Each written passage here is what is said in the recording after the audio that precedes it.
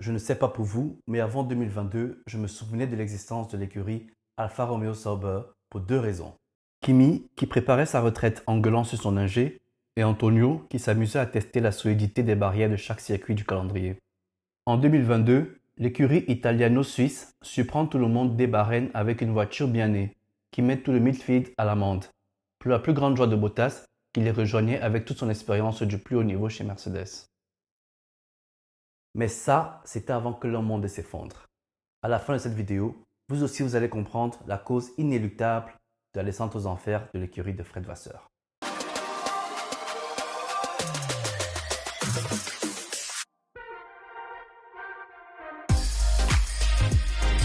Finger Pilote.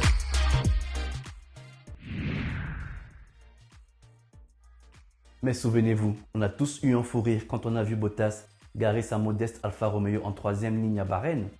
Juste à côté de qui? Son grand ami et ex-coéquipier Lewis Hamilton. Les deux ne se quittaient plus, ils étaient proches, si proches, peut-être un peu trop proches. Plus sérieusement, jusqu'à Monaco, on a vu un Bottas extrêmement proche des Mercedes, surtout de Lewis. Je ne dis plus rien.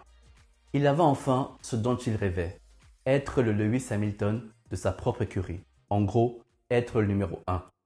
Lui qui a fait 5 ans dans la prison dorée allemande, où il a signé 10 victoires, 20 pôles et 58 podiums, mais dans l'ombre de son illustre coéquipier, Lewis Hamilton.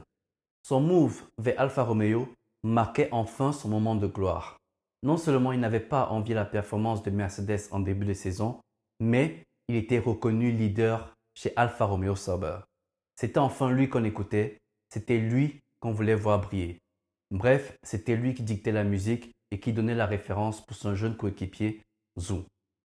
Sur les 9 premiers Grands Prix, Valtteri Bottas est 7 fois dans les points, un top 5 au Grand Prix d'Émilie-Romagne à Imola, 46 points au championnat, à la lutte directe avec Lando Norris pour le titre honorifique de meilleur des autres, derrière les 6 gladiateurs des top teams.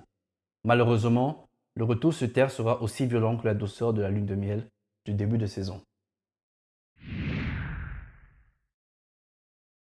Voyons si vous êtes attentif.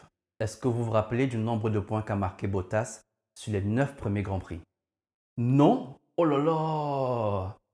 Bon les amis, on va marquer une courte pause détente. On n'oublie pas de soutenir la chaîne en s'abonnant à la vidéo et surtout, likez pour apprendre à mieux vous concentrer. Revenons à nos moutons. La réponse est 46 points. Voici le classement actuel des pilotes. Les plus matheux d'entre vous auront compris que ça fait 10 grands prix que le duo Bottas-Alpha n'a absolument rien mis dans la banque. Vous me direz que Bottas est clairement finito, n'est-ce pas? Bah, regardons ce qui se passe au garage d'à côté. Ce n'est pas mieux avec Zhou, qui marque le seul point de l'écurie à Monza depuis la reprise de la trêve estivale. Comme on dit, c'est le point pour sauver l'honneur, moi je dirais, c'est le point de la honte. À cela, il faut rajouter une fiabilité désastreuse qui s'est manifestée très tôt dans la saison et qui ne les a jamais lâchés. L'écurie totalise 12 abandons lors des 19 Grands Prix disputés. Donc, sur 38 arrivées possibles, 30% des courses de Alpha s'achèvent avant le drapeau à damier. C'est juste effrayant. Le moteur Ferrari a également sa part de responsabilité. 8 des 12 abandons sont dus à une défaillance du Power Unit italien. À croire que Alpha ne sait pas mettre assez de bolognaise dans les rouages du moteur. Bottas, qui était solide 6e du classement, se retrouve 10e, alors qu'on le voyait arbitrer la bataille entre Norris et les pilotes alpines. Rappelez-vous de ma vidéo du débrief du championnat pilote à mi-saison. Bottas se mêlera-t-il à la bataille Norris, Ocon, Alonso malgré un 0 point pointé depuis déjà 4 Grands Prix? Alfa Romeo va-t-elle trouver une solution pour rendre la vie difficile aux pilotes Alpine et McLaren? Alfa Romeo, l'arbitre de cette bataille? Il n'est pas à l'abri que Vettel, afin de quitter dignement la Formule 1, l'éjecte de ce top 10. Quant à l'équipe, rien de bien reluisant. Au Canada, Alpha comptait 51 points grâce à leur meilleur week-end de la saison. 11 Grands Prix plus tard, ils en sont à 52.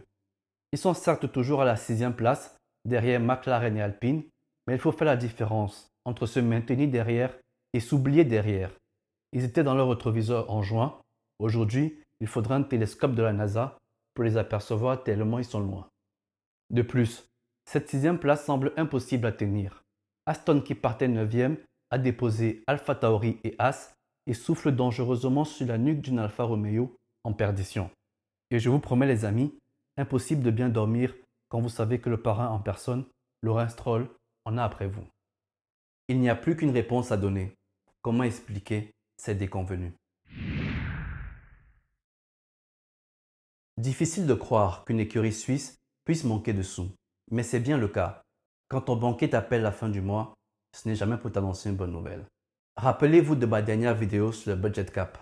Si vous n'avez pas regardé, je vous invite à mettre pause et à cliquer sur le lien que je vous suggère. La Formule 1 a décidé, dans un souci d'équité, de ramener les budgets de saison à des montants plus raisonnables. 145 millions de dollars pour 2021 et 140 millions de dollars pour 2022. Malgré cet élan de bonté, Alfa Romeo fait partie des écuries qui n'ont même pas réussi à se procurer ces 140 millions de dollars pour 2022. Fred Vasseur a affirmé qu'il en manquait 10 millions de dollars et que leur budget R&D était de 2,5 millions de dollars. On va essayer de chercher une référence pour comparer. Grâce à la lettre ouverte de Zak Brown, directeur de McLaren, adressée à la FIA pour leur demander une sanction exemplaire pour Red Bull, on apprend ceci. Pour donner du contexte, 2 millions de dollars représentent une augmentation de 25 à 50% du budget annuel pour le développement d'une voiture, ce qui aurait donc un effet positif, important et durable. Vous connaissez des matheux et que vous l'avez compris, on peut donc approximer que le budget moyen R&D des écuries est de l'ordre de 5 à 8 millions de dollars. Avec ces modestes 2,5 millions, Alfa Romeo va à la guerre 2 à 3 fois moins armée que les écuries avec lesquelles elle veut se battre au championnat. À ce niveau de compétition, c'est juste impossible. Bottas nous a gratifié de cette réflexion lumineuse. Alfa Romeo pourrait s'en sortir si elle recrute davantage. Merci Sherlock et n'hésitez pas à le suivre pour ses analyses aussi fines. Il faudrait rappeler à M. Bottas qu'il n'est plus chez Mercedes où l'argent était le cadet de ses soucis. Recruter coûte de l'argent et si vous m'avez bien suivi cette fois-ci, l'argent c'est précisément ce dont manque l'écurie de Bobo. Alfa Romeo a beau avoir l'une des souffleries les plus modernes au monde, elle est confrontée aujourd'hui à la loi implacable de la Formule 1. Pas d'argent, pas de résultat. Néanmoins, un rayon de soleil pourrait venir de l'annonce officielle du partenariat Sauber-Audi paru hier. À partir de 2026, Sauber deviendrait l'écurie d'usine officielle de la marque Audi, qui peut peut-être commencer à injecter quelques graines ci et là. Vous l'avez donc compris, ce ne sera pas juste les stickers de la marque aux anneaux qui vont être collés, mais également un gros paquet d'argent qui manque cruellement à l'écurie de Peter Sauber. En attendant, il va falloir composer avec un moteur Ferrari jusqu'en fin 2025. Pour ceux qui ont pensé que notre meilleur pilote numéro 2 était devenu un cycliste, c'est faux. Il a encore le cœur tourné vers la Formule 1, sinon à moitié. Mais le véritable problème réside dans la voiture qui ne lui rend plus gloire. N'hésitez pas à vous abonner les amis pour soutenir la chaîne et à liker la vidéo si elle vous a plu. Je vous dis à très bientôt. C'était Finga Pilot. Ciao.